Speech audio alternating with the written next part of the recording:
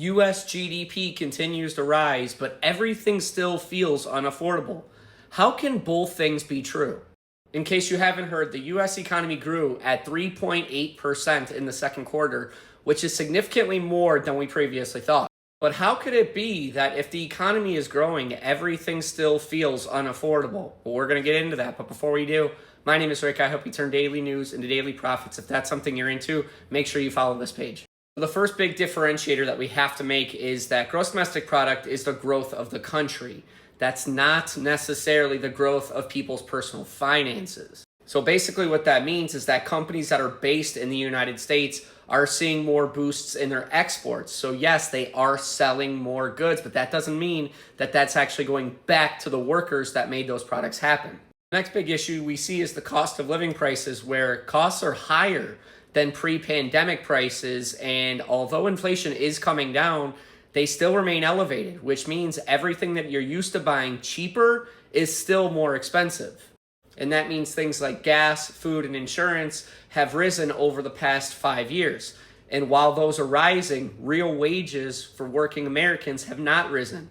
So basically what's going on is, although the GDP in the economy is growing, everything's more expensive. And while things are getting more expensive, the money that we're earning just isn't going up. Then you have the debt burden that many Americans face.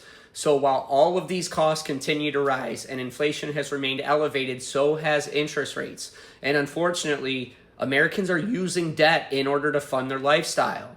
So you don't have enough money to make ends meet, so you're having to use debt in order to pay for that lifestyle and those necessities, and the interest rates remain elevated. So rather than being able to use your paycheck for essentials, you're having to use your paycheck to pay back the debt that you took out in order to continue living comfortably the way you have been before. And lastly, one that you probably didn't think about is that GDP growth hits different states and regions differently than it does other states. So as an example, if a state or a city is on the coast, chances are it's probably going to get a bigger boost to its GDP than one that's, say, in the middle of the country. And the other big factor is big corporations. So if you don't have the luxury of being on a coastline, if you can attract big corporations to your state, that's also going to give you a boost in GDP, because that company's bringing in more revenue, which means they can pay more workers, and ultimately they're bringing in more money, which benefits the region, not necessarily everybody in the country. So yes, it is true that the US economy grew at 3.8%. But it's also true that even though the GDP grew by 3.8% this quarter, you still may be feeling the impacts of a slower economy.